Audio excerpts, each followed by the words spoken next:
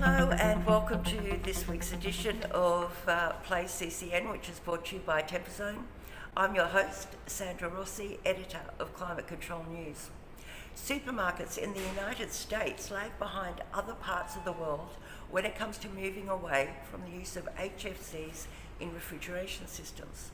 According to the Environmental Investigation Agency, US supermarkets continue to leak, on average, 25% of their refrigerant gases per year.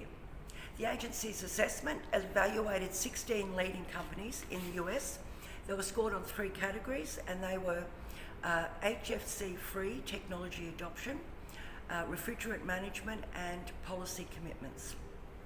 Of the 16 companies, only 2 received a positive score, and that was Aldi Whole Foods and the other one was Target.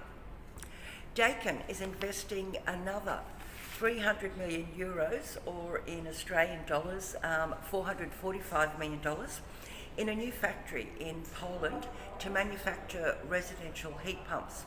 The factory will be operational by July 2024. Daikin Europe will spend almost 2 billion Australian dollars on its European factories by 2025. The Japanese company has made Europe a priority because European residents are currently making the shift from fossil fuel boilers to heat pumps. So demand is likely to be huge. The new factory in Poland will employ about 1,000 staff and produce 4 times the current volume within 3 years. Okay. While refrigeration and air conditioning trade shows overseas are still struggling with attendance numbers, which have been down by as much as 40%, Australian events have seen a promising return to pre-COVID levels. It's clearly unrealistic to expect record numbers in the current climate, but events like the ARBS exhibition have always had a lot of industry support. International visitors are likely to be down at this year's ARBS, but locally exhibitor numbers remain high, and I'm confident that visitor numbers will remain high as well.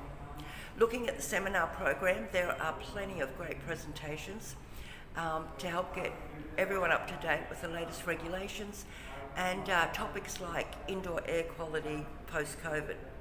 ARBS Chair Peter Arnell has actually written an interesting article for the next edition of CCN explaining how HVAC has become a competitive differentiator in today's hybrid workplace. He points out that for staff, air quality and indoor environments really do matter.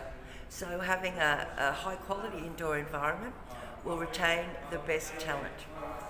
Well, that's it for our headlines this week, which were brought to you by Temperzone. Thank you for watching.